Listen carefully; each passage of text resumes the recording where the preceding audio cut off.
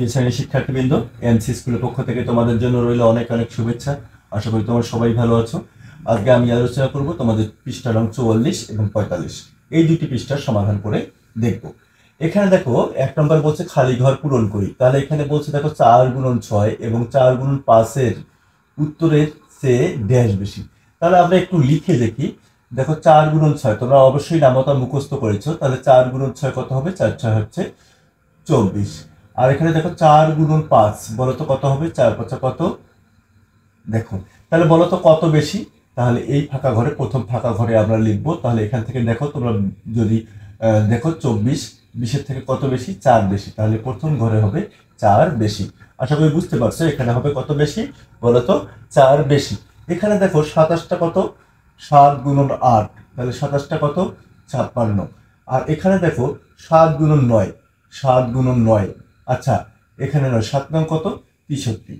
এখন বলছে এখানে উত্তরের চেয়ে কত কম। তোমরা যদি এখানে বিয়োগ করো, দেখো 63 থেকে 56কে বিয়োগ করো, তাহলে যদি এখানে বিয়োগ করো তাহলে দেখো 7 কম। তাহলে দ্বিতীয় ফাঁকা ঘরে কত লিখবো আমরা? 7 কম।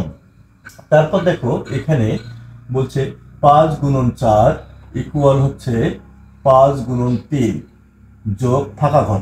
আচ্ছা এখানে তোমরা দেখো 4 5 কত হবে? আর এখানে দেখো 3 5 কত হবে? বলতো এখানে এই 20-এর সমান করতে গেলে 15 আছে, আর কত লাগবে আমাকে লাগবে 5। তাহলে ফাঁকা ঘরে হবে কত? 5। বুঝতে পারছো কি? এরপর দেখো 4 নম্বর অঙ্কটি। 4 নম্বর অঙ্কটি বলছে 8 গুণন 9, 8 গুণন 9 সমান 8 গুণন 10 বিয়োগ ফাঁকা ঘর। আচ্ছা বলতো 8 নং কত? 72। আর এখানে কত? 8 10 কত? 80। তোমরা কিন্তু নামাতাগুলো মুখস্থ করে নিবা, হ্যাঁ? তাহলে এখানে 8 10 80। আচ্ছা বলো তো এখানে 80, এখানে 72-এর সমান করতে কত বিয়োগ দিতে হবে? তাহলে তুমি এইটা বিয়োগ দিলেই বের হয়ে যাবে, কিন্তু তুমি এইটা থেকে এইটা বিয়োগ দাও তাহলে কিন্তু বের হয়ে যাবে। দেখো কিভাবে বিয়োগ দেবো আমরা। 2/10-এর সমান করতে কত লাগবে বলো তো? 2/10-এর সমান করতে লাগবে হচ্ছে 8, তাই কিনা? তাহলে 2/10 সমান করতে লাগবে 8, হাতে হচ্ছে 1, 8 8 মিলে গেল 0, তাহলে 0 বাম দিকে বসানো, তাহলে ফাঁকা ঘরের সংখ্যাটি হবে 8। বুঝতে পারছো কি? আশা করি বুঝতে পারছো, হ্যাঁ? এরপর দেখো 2 নম্বর। এখানে বলছে গুণ্য বা গুণকে দুইটি সংখ্যা ভেঙে 8 গুণন 6 হিসাব করি। তাহলে দুইটি সংখ্যা ভেঙে করতে বলছে। ডান দিকে এখানে দেখো কিছু চিহ্ন দেওয়া আছে, এই চিহ্নগুলো গণে গণে তোমাকে হিসাব করতে হবে।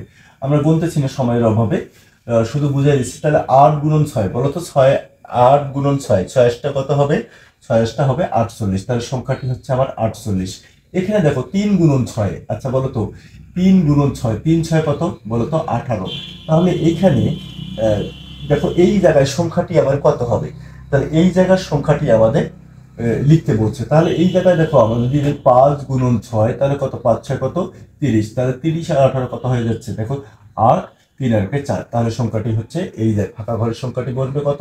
বলতো ফাঁকা ঘরের সংখ্যাটি বসবে হচ্ছে 5।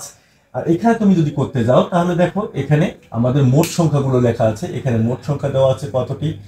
1 2 3 4 5 6, তাহলে 6টা, এখানে 3 6 18টা। আর এখানে দেখো 1 2 3 4 5টি, তাহলে 5টি 5 6 30। তাহলে এখানে তাহলে আমাদের কত বসাতে হবে? 5 বসাতে হবে। তাহলে এখানে তোমার 5 বসাই দিবা, এখানে তোমার 6 বসাই দিবা, তাহলে সংখ্যাটি কিন্তু হয়ে যাবে।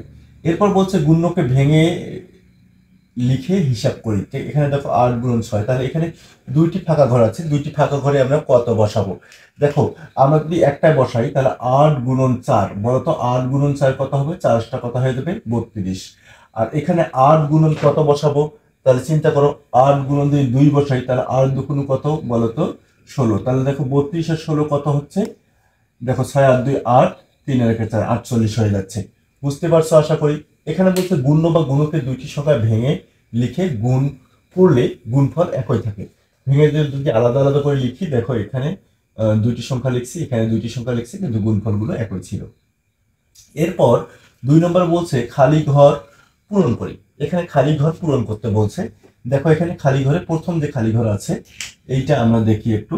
তাহলে দেখো 9 গুণন 5 সমান হচ্ছে 5 গুণন 5 যোগ খালি ঘর গুণন 5।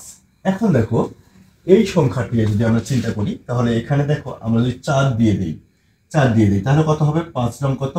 45 লিখলাম। আর এখানে 5 5 কত? 25 যোগ 4 5 20, এখন দেখো তুমি যদি এই দুইটা যোগ করো তাহলে এটা সমান হয়ে যাবে। তাহলে এখানে হচ্ছে 45 আর এখানে হচ্ছে 5 আর এখানে 2 2 হচ্ছে 4। বুঝতে পারছো কিভাবে করতে হবে? ঠিক একইভাবে তোমরা 2 নম্বর সমাধানটা করবা। 2 নম্বরে এই ফাঁকা ঘরে 2 নম্বরে ফাঁকা ঘরে কিন্তু 2 বসবে, হ্যাঁ 2 বসায় দিবা।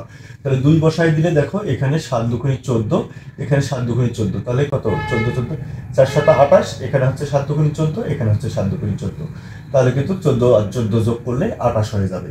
এই ছিল হচ্ছে তোমাদের 44 পৃষ্ঠার সমাধান। এখন দেখবো আমরা 45 পৃষ্ঠার সমাধান। দেখো এখানে 45 পৃষ্ঠা যদি সমাধান তোমরা দেখো, এখানে বলছে 13 গুণন 5 এর হিসাব কিভাবে করা যায় চিন্তা করি। তাহলে 13 গুণন 5, এখানে বলছে 13 কে 5 বার যোগ করেছি, তাহলে 13 কে 5 বার যোগ করলে কত হবে? তোমরা 13 কে 5 বার যোগ করে দিবা, 3 3 6 3 9 3 12 3 15। তাহলে দেখো 15 এর 5 হাতে হলো 1 2 3 4 5 6, তাহলে কত হলো বলো তো? 65। তাহলে 1 2 3 4 5, 5টা 13 যোগ করলে কত হবে? 65 হয়ে যাবে।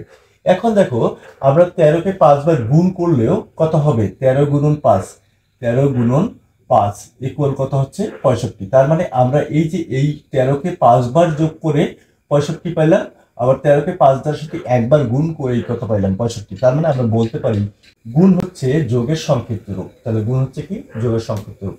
এখন দেখো এখানে 5 রং 45, 5 10 50, 5 11 কত হবে? 5 করে বৃদ্ধি, তুমি প্রতিটাতে 5 করে বৃদ্ধি করে দাও।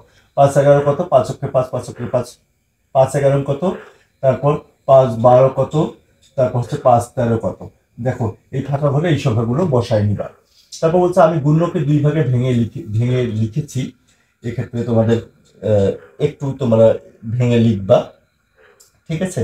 তাহলে এখানে 10 গুণন 5 আছে, তাহলে 10 গুণন 5 বলতো 5 10 কত? 50। তাহলে এখানে দেখো কত? 50, আর এখানে আমাদের করতে হবে কত? 65 করতে হবে। তাহলে 65 করলে 50, আর 65 করলে কত দিতে হবে? এখানে একটি সংখ্যা দেওয়া আছে, তাহলে বলতো আমাদের লাগবে কত? 15। তাহলে আমরা এখানে 3 দিতে পারি, 3 5 15। তাহলে কত বলতো?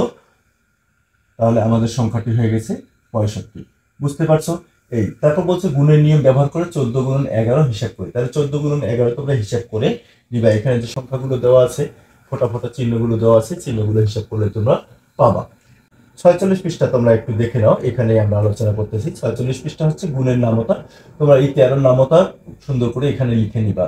হ্যাঁ, 3 13 39, 4 13 52, এভাবে 5 13 65, এভাবে তোমরা এখানে 13 নামতা লিখে নিবা। এরপর বলছে 10-এর নিচের খালি ঘর ব্যবহার করে 10-এর গুণ। তাহলে 10-এর গুণ এবং 3-এর গুণ এগুলো তোমরা একটু দেখে নিবা। 10-এর গুণ এবং 3-এর গুণগুলো দেখে নিবা। হ্যাঁ, আমরা পরবর্তী ক্লাসে আমরা 47 পৃষ্ঠা থেকে সমাধানে যাব। আমরা 46 পৃষ্ঠা পর্যন্ত সমাধান করলাম। আজকের ক্লাসটি এই পর্যন্তই শেষ করলাম। সবাই ভালো থাকবে, সুস্থ থাকবে। আশা করি আগামী ক্লাসে তোমাদের সঙ্গে দেখা হবে।